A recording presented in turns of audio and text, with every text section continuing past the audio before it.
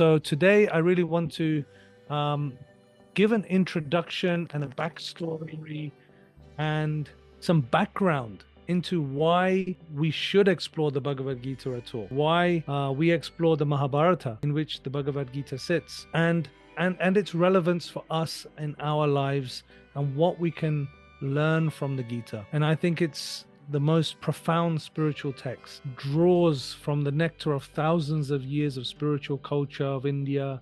It's a sacred Hindu text, important to millions of people, but relevant for every living being, relevant for everybody, regardless of what you believe. It has so much. And as I was exploring the Gita, I realized a few points that I wanted to share before exploring a bit further. The Bhagavad Gita is 90% instruction, so they're teachings.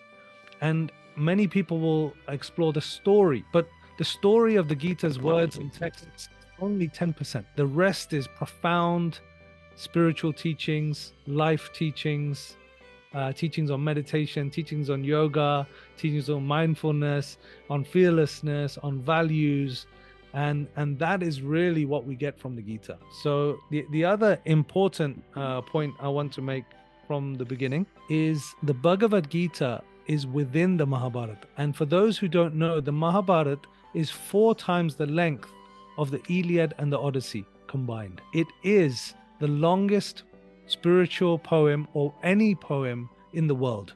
It's 1 million words long. And the Bhagavad Gita, which we value so greatly, is less than 1% of the Mahabharata, which is, the most profound spiritual epic. And it has been with me for more than 15 years. I've been reading every day Mahabharata, 1 page. Just keep going and keep going. There's just so many profound teachings in the Mahabharata. In fact, one conversation is 4 books long. So there are 18 volumes of the Mahabharata that you can explore, and it will probably take 3 or 4 years to read it. But the Bhagavad Gita, we could spend the next 3 or 4 years exploring just those 700 verses. Such is the profundity and power of those verses that teach us so much. So I want to just touch on some points first. Number 1 is the Gita addresses human struggles that we all have in our life. And through Arjuna, who speaks to Sri Krishna, who is divinity, who is God incarnated, he is expressing his struggles. And we connect as if we are connecting to those struggles. And that's why it has so much personal relevance. So, if there's anything that we're going through in our own life or have gone through in the past or will go through in the future, the Bhagavad Gita can give us the ability to tap into something which will enable us to see a different worldview, which can give us strength. It's a guide for life. It provides practical advice for living with clarity, living with love, living with courage, living with kindness, living with compassion. And so that's why we call these talks the journey within, because not only is it that exploration of the external world, but it's something that can give us a heart-centered approach. So I just want to talk a little bit about levels of understanding, which is something that Ram Dass spoke so beautifully about so often. And what he kind of explained to me is he said, the truth exists at every level. So when we're looking at a sacred text like this, we might say, which level do I understand this? Is it literal truth? Is it historical truth? Am I looking at this like an academic? Am I looking at this from a spiritual internal perspective? Ram Dass said, the truth exists at every level. So they're all true. They're all okay.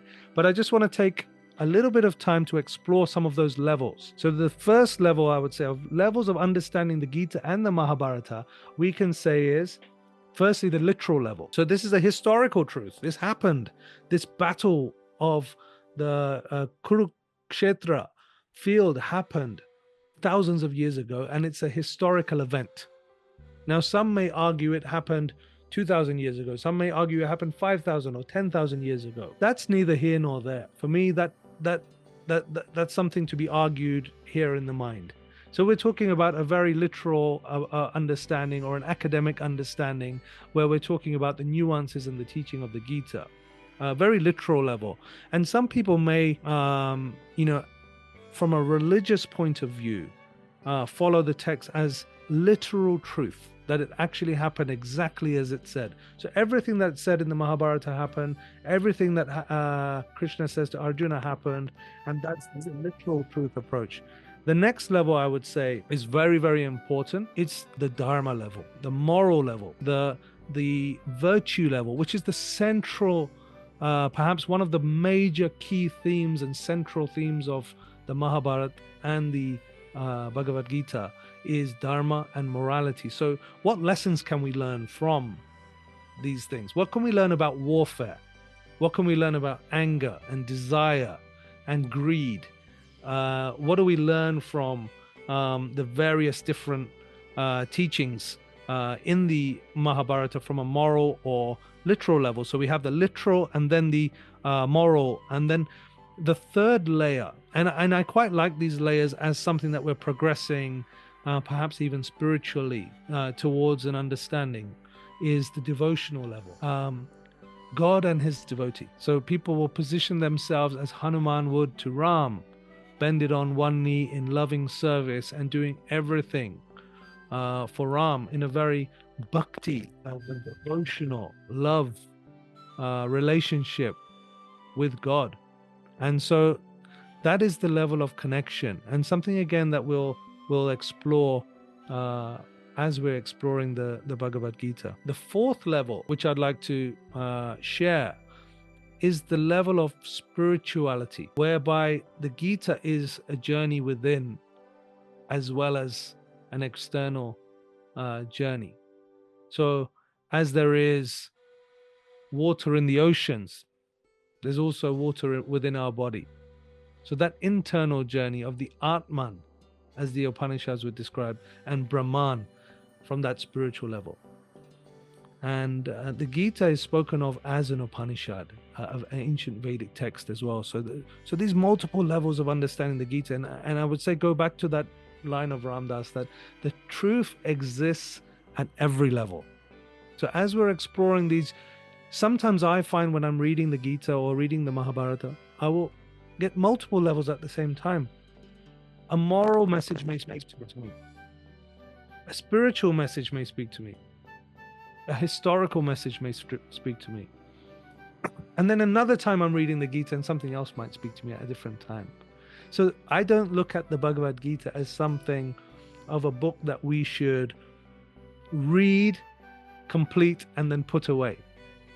Here on my desk, sitting in front of me and behind, I probably have 100 different commentaries of the Bhagavad Gita.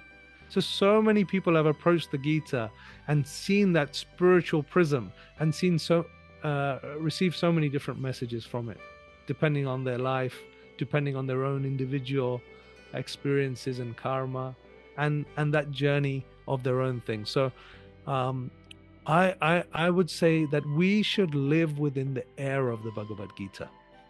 We should make the Bhagavad Gita a part of our own body. We should make it a part of our mind and make it a part of our heart, because its literal meaning is the song of God. So how are we connecting with divinity in the world? How are we connecting with divinity within ourselves? It's so transformative. And so as we explore these various different levels of the Bhagavad Gita, we can actually think about them on multiple ways. And one of the stories that we have from a perhaps a moral point of view is the story of Yayati. So there was a king in the Mahabharata, and his name was Yayati. And Yayati was really enjoying life. He had everything he wanted. He had a great kingdom. He had lots of wealth. He had all of the kind of desires satisfied of his life. And Shukracharya cursed him because he did a wrong act in life. And this sage Shukracharya cursed him, said that you will lose your youth. You will become decrepit and very weak and old-aged. And then Yayati immediately lost his youth, but still had all this wealth. And said, what good is all of the wealth in the world if I don't have my youth? I've lost everything. And then, Shukracharya felt sorry for him when he saw this king acting in this way. And then he said, well, look, I will give you your youth back if somebody else exchanges their youth for your old age. And it's an interesting story because Yayati then approaches his oldest son and then asks him, would you give me your youth so that I can live? And his oldest son says, no way. I love you so much, Dad, but I can't give you my youth. And then he asks the next son, and then the next son, and then the youngest son, Puru, actually gives Yayati his youth. And as Yayati again goes into the world, he's so happy, he's free, he's enjoying himself once again, all of the pleasures of the world, and kind of living his life exactly as he wants to experience it. And then Yayati, with that youth, has pleasure and desire. And he says, after experiencing so many years of desire and pleasure, desire is like fire. It grows the more it is fed. True peace cannot come from indulgence, but from renouncing anger and desire. Understanding this, he gifted back the youth to Puru and then continued his life in meditation, devotion, and discovering the eternal journey of the soul. So you can see that we have there in that story something about desire, something about greed, something about how we can live our life. And as we explore the Bhagavad Gita, so many of these things will come up for us. The true purpose lies not in external success, but in knowing our eternal self. That self that is one with all living beings. And for me personally, this is the Bhagavad Gita gives us a way of living that we connect with our own hearts, with our families, with our friends, with our towns and cities, and with the wider world in a very direct way. It is the teaching of the Sanatana Dharma. And so that's the universal Dharma for all living beings, regardless of belief, regardless of who they are or where they come from or which country. The Bhagavad Gita's teachings transcend all differences. And therefore it's uniquely relevant for us. Because if we think about this, Bhagavad Gita has 18 chapters. And those chapters, each one is called a yoga. Even the first chapter, which is the yoga of despondency. So I'm going to go through, in my notes here, I've written down some of the various chapters that we have. But the very first chapter that we're going to explore is the yoga of despondency, which is Arjuna Vishada Yoga. And that yoga, even it's called the yoga of despondency, the yoga of suffering, the yoga of sadness. So even that moment, the Gita is telling us that moment of suffering, Maharaji said, Neem Karoli Baba said, suffering brings me closer to God. So even that suffering that we have in our own lives can be a yoga. And that very first chapter of the Bhagavad Gita is called Arjuna Vishada Yoga, the yoga of despondency, the yoga of suffering. And it's quite unique. And one of the things I really want to kind of share with you is that the first words of the Bhagavad Gita. In today's session, we are only going to go through the first verse of the Bhagavad Gita. And what we can do is move slowly where we need to move slowly, move quickly where there's something that we can move on with, and we travel together on a journey where we unpack layers. So I think it's more like the unfolding of a flower rather than placing something into our minds. It's something that will happen naturally, and the Gita is the warmth of the sun, which can help warm our own hearts. Now, sharing something about why I'm doing this, because I have no qualification to do this. I am not a pundit. I'm not a guru. I'm not a spiritual teacher. I'm not an academic. I'm just somebody who's been sitting with the Gita and breathing it in and out for a long time. And my work at Go Dharmic and exploring the work of service is a result of the teachings of the Gita, a result of the message of Neem Karoli Baba, to love all, feed all, serve all, the result of the teachings of Hinduism and Buddhism and all of the sacred teachings of India that have so much to offer, and other traditions of the world, when viewed through this universal lens, have the same universal message. So, first, coming to this first verse, we'll get there from the Mahabharata. Now, the Mahabharata is 1,000,000 verses, 1,000,000 words long. The Bhagavad, that's 100,000 verses, more than 100,000 verses. The Bhagavad Gita is 700 verses long. And to touch on the Mahabharata, it's a great war, a great ancient war. And Maha means great, and Bharata means India. But in that great war, there are two families, cousins, in fact, the Kauravas and the Pandavas. And the Kauravas, they have lots to teach us, but they want everything. They want the land. They want to win. And the Pandavas, they have 5 brothers. And within that brothers is Arjuna, who is the recipient of the knowledge of the Bhagavad Gita. And so the Pandavas tried everything to avoid war.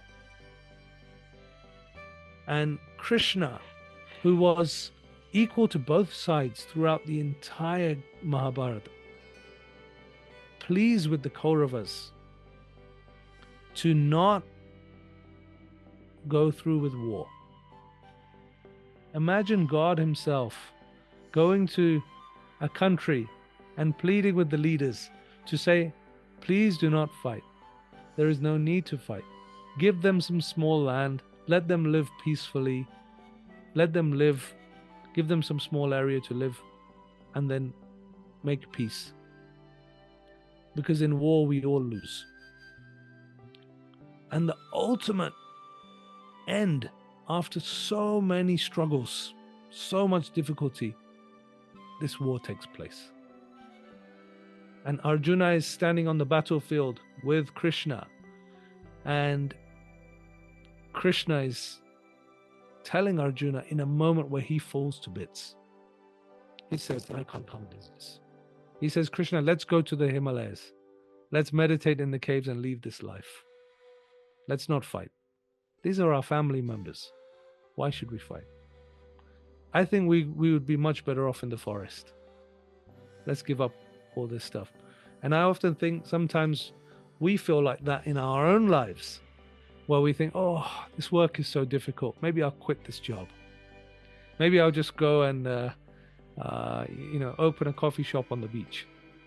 Maybe that's modern day renunciation of duty or responsibility. But as we'll learn from the Bhagavad Gita, Krishna gives the example of Janaka later on in chapter 4. He will say, for the benefit of the world, you should act. So motivation, what motivates our life? How do we explore this further? And as I mentioned, I'm not qualified to teach the Gita. I'm not able to give deep philosophical inquiry. But that's not the journey here. The journey here is us being together. Satsang. That we, a group of wonderful people, are coming together to go in within our own hearts, to be present together, to explore love in the world, to carry forward this message of compassion for all living beings. And Krishna is the Bhagavad Gita. So that lets me off the hook. And it let Ram Dass off the hook. When he first taught the Bhagavad Gita after coming back from India and being with Neem Karoli Baba, he said, he spoke to Swami Muktananda. And Swami Muktananda, he said, I want to teach the Gita, but I'm not qualified to. What qualification do I have? And he said, he laughed and said to him, Ram Dass, the Bhagavad Gita is Krishna. Krishna will teach the Gita in spite of you. So this journey is very much something where Krishna will connect, divinity will connect with each one of us, because that will happen with or without us. So the most important thing is that we are here together. And this offering and this time, if we explore it together every week, we'll move forward in the Bhagavad Gita and we'll make it a part of us. Maybe I would love if you can have a copy of the Bhagavad Gita. A physical copy is always nice. There are so many different versions of the Gita. In fact, if I just grab a small pile, I have multiple piles on my desk here, but you can see they're all different Bhagavad Gita commentaries. The Bhagavad Gita is the most commentated text in the world. There are more commentaries on the Bhagavad Gita than any other book in the world. And that's not to say just translations. These are different philosophical, moral, spiritual understandings of the same text. And so each Bhagavad Gita has the author or the teacher's own message. And I request you to all look within your own hearts, look within your own minds, and understand your own connection to the Gita. Make your own relationship to divinity through the Gita. So one nice one is Eknath Ishwaran. He has a lovely Bhagavad Gita that's really translated for the modern Western mind, I would say, living in America. We have Srila Prabhupada of ISKCON, who has a very bhakti and devotional perspective on it from the ISKCON perspective. Another beautiful version is Radha Krishna, who was the president of India and a great spiritual teacher of sacred texts. I really love his books and very much shares from the Advaita perspective. We have beloved Ram Dass, Paths to God, who he did. This book is based on his teachings in Naropa University. And then Adi Shankaracharya, the great teacher of Advaita and non-dualism, non-duality, from that one of the earliest commentaries on the Bhagavad Gita.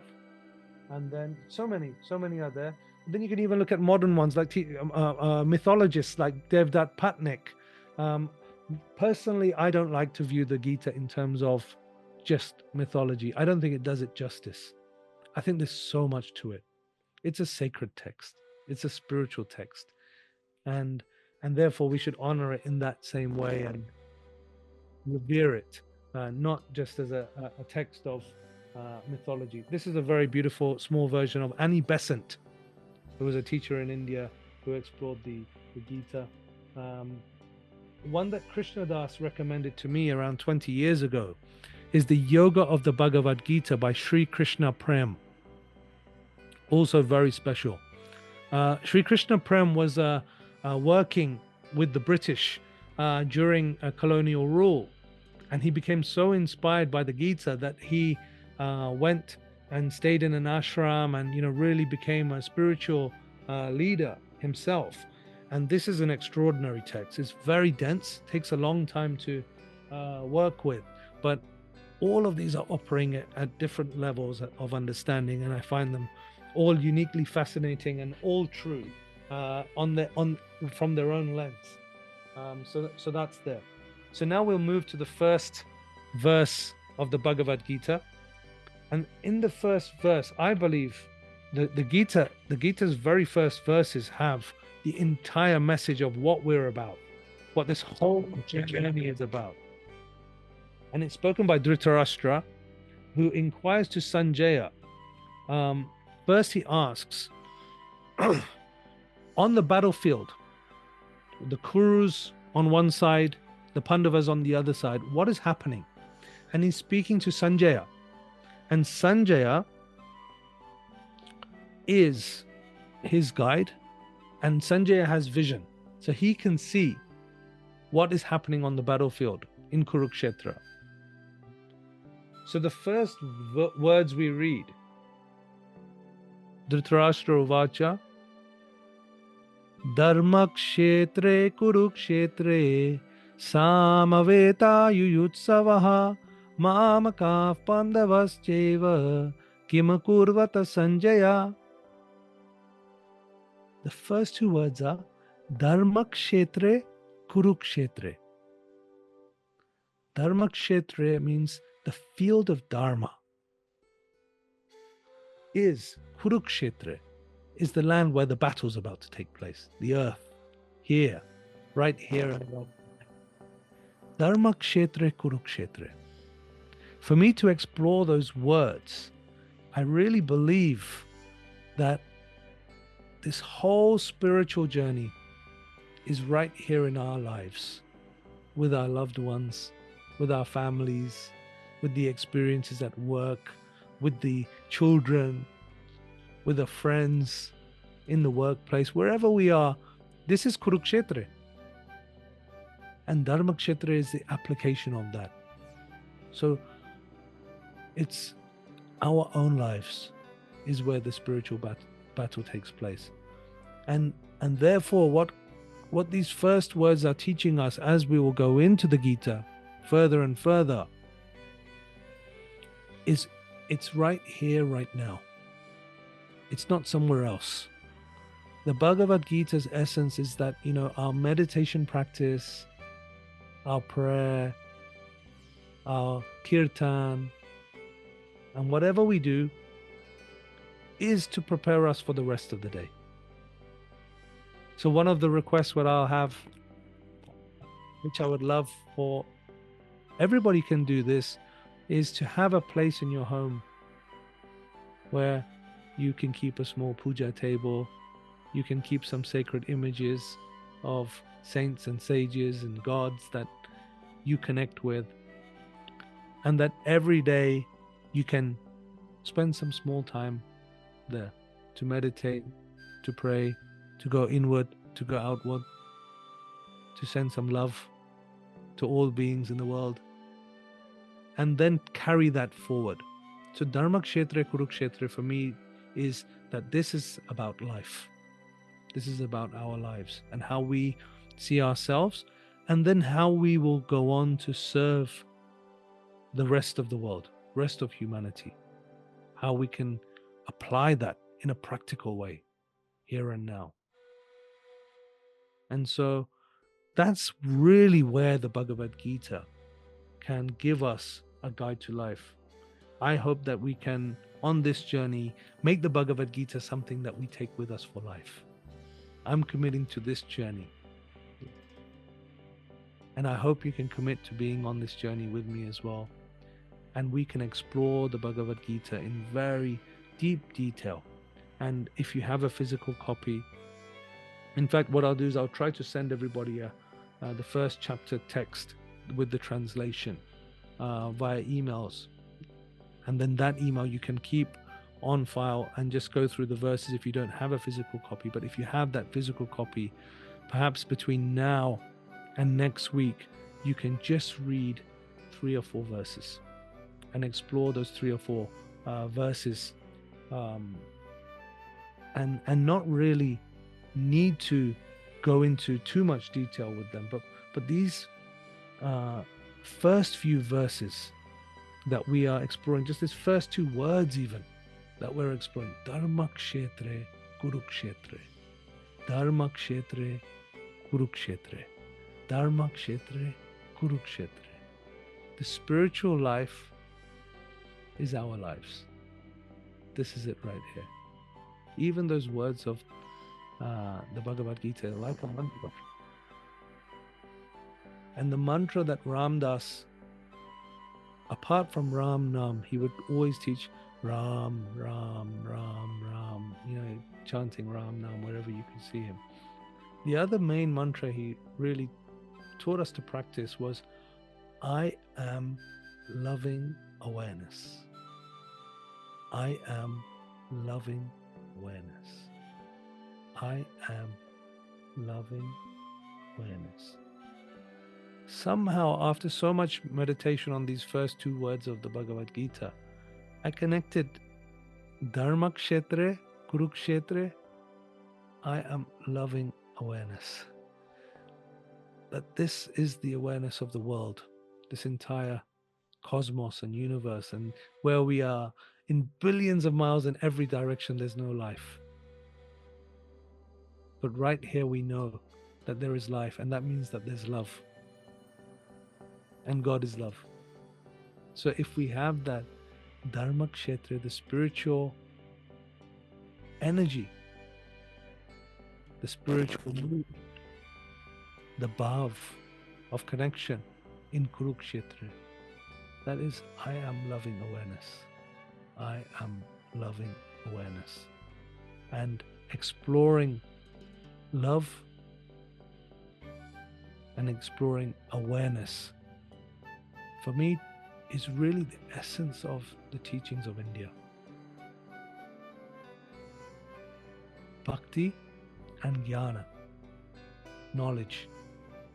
So how we will carry forward that spiritual, living spirit which is within each one of us.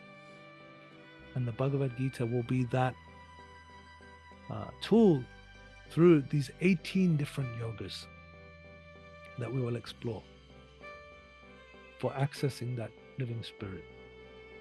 And as a final message for today, I just want to say something, that the Bhagavad Gita is a great pluralizer. That if we think about the teachings of the world today, we have major religious traditions.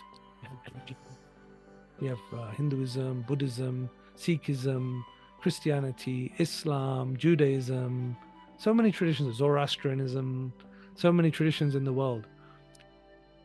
The Bhagavad Gita at a time in India had many different ideas also, many different schools of spiritual thought. But the Bhagavad Gita, Krishna's telling you that you can go via this path, you can go via that path, you can go there. And he teaches so many different techniques: meditation, mindfulness, devotion, service, karma yoga, raja yoga.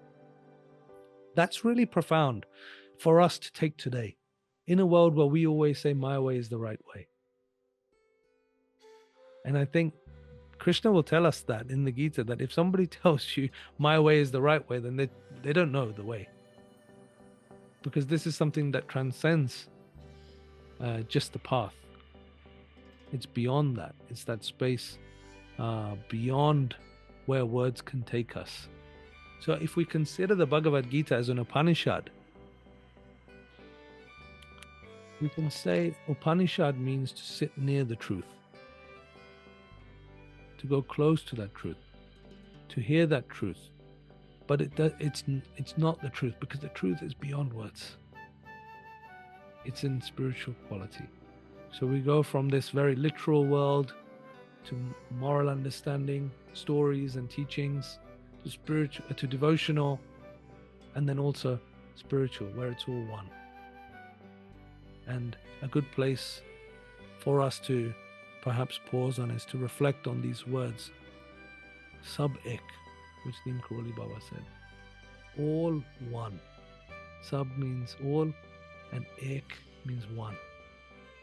And so as the ultimate, as we weave outwards from desire and anger and ego towards a view, a world view, where we are as boundless and as open-hearted as the Buddha, then I feel that is the truth that that the Upanishads speak of. In the Gita, he speaks multiple words. Buddhas do this. Buddhas behave like this. This is what they eat. This is how they live. This is how they walk. And maybe a few seeds will be planted among us that we can share with others, that we can practice ourselves, that other people will realize that, wow, that person's got so much energy. Where does it come from? Well, it's the Gita. Will give that energy. And Vinoba Bhave, a great saint in India, he said, I live within the air of the Gita. Now, Vinoba, he was such a tremendous charity worker. He walked barefoot around the whole of India and asked the richest landlords of India to give a small portion of their land to the poorest peasants. And in Vinoba's short years of walking around India, he gathered and got donated more land than the entire landmass of Scotland. When criminals used to meet Vinoba Bhave, they used to place their weapons at his feet. And they would stop and say, I'm giving up that. Just from the bhav and the energy and the mood that he used to bring. So I think one of us can come together in satsang, carry forward that spiritual energy, take forward a few verses of the Bhagavad Gita every time. And, if you have any questions or thoughts or ideas that arise from this, please do share them and we can explore them for a few moments today. But then, we can prepare our journey inward into the Bhagavad Gita as we move on to next week. So I'll pause at that moment, say thank you very much for joining me for this first session. And the first two words are the most important. Dharma kshetre, kurukshetre. And you can read that on the Gita, that we can take it forward again and again. So thank you very much. Ram Ram, and much love to everybody.